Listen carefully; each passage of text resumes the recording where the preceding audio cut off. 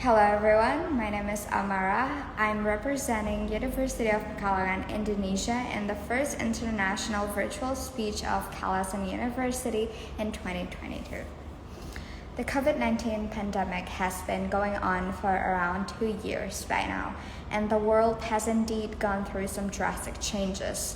Social distancing, wearing masks, as well as having a good hygiene has become a routine that measures that needed to be taken following the possible deadly impact of the virus. These measures directly impacted our social lives whether we wanted it or not. These include the lives of the students who are still undergoing their studies. And here I would be explaining how the pandemic created positive and negative impacts on students' learning process. I'll be making several points, and number one is the most common difficulties that are happening among students are they can't seem to get focused in learning. They would appear to be focused sitting still in a Zoom class, but in reality, their minds are constantly racing about another whole completely different topic.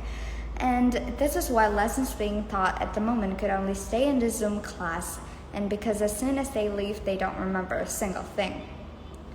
Now, believe it or not, as online classes are going on right now, more assignments are being given to students, which doesn't make sense in my opinion. I assume that teachers do this to compensate not meeting us offline. They think by giving us more assignments to do could do the face-to-face learning justice. But this is the part where things got wrong. As we all know, students don't just attend one class in every semester. Let's say they have around 10 classes in a week, and each teacher gives 2 assignments to do. This means that they have to complete 20 assignments in 7 days. This will surely drive them insane into doing their best to finish every assignment given, but through this, it could be very damaging and hurtful to their mental health, which brings me to my next point.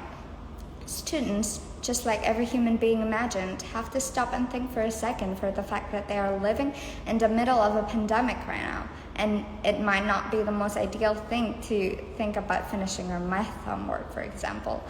COVID-19 is a deadly virus that takes anyone without mercy. Having occasional breakdowns as a student is completely reasonable.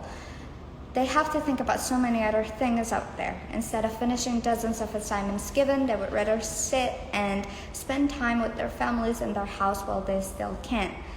It would be really sad if they had to sit in their room after dinner to finish their homework every other day and did not get to enjoy time with their families. Number 4, sometimes there could be some teachers or lecturers that don't give information regarding their assignment thoroughly. This happens because, of course, they are also human beings that obviously have their own problems and life to live in and families to be taken care of. Well, that is completely okay and reasonable. They should also know their best not to give tons of assignments with unclear instructions that could lead to misunderstanding and miscommunication between students. Moreover, if they have no time to teach via online platform and they are in a hurry, they use voice note apps that have to be downloaded and cannot be named. Therefore, students have difficulties in searching for material given in each and individual voice notes, which could be very inconvenient and definitely not effective at all. Now, last but not least, I don't know if this is happening universally, but in Indonesia specifically, signal providers could get very bad. Even though this might not be such a big problem, actually, it could lead to some pretty big consequences. When you have bad signals, this could affect your understanding in your online class. The teacher's voice could get so laggy that it becomes unhearable. When you try to speak and answer the questions, your voice could also become laggy and become unhearable. When you try to get class on time, your signals could betray you and let you in slowly, or worse, don't let you in at all, which could make you go absent.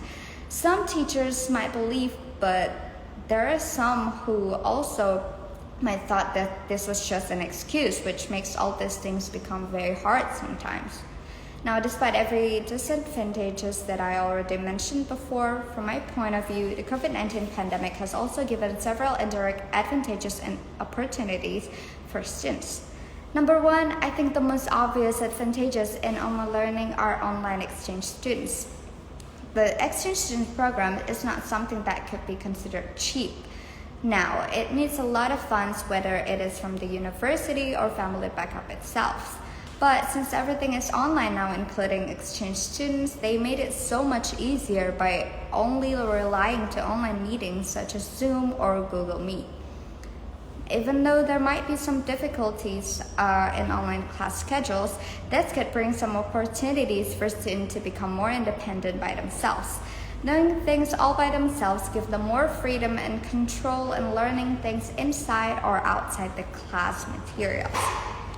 Last but not least, to compensate for the lack of offline competitions, online competitions are being held everywhere around the world right now. This is definitely a big plus point for participating students. Sometimes in offline competition, they have to travel to another city that costs money too. They tend to be more tense too in offline competition, whereas in online they could be calmer if they are doing it in their campus or somewhere even more familiar like their own bedroom. Now everyone, despite all these drastic changes in our everyday lives, I do hope that the soon world could be back to normal, to how it used to be. Now I wish you all well and hope you all stay safe and healthy. Thank you so much for listening.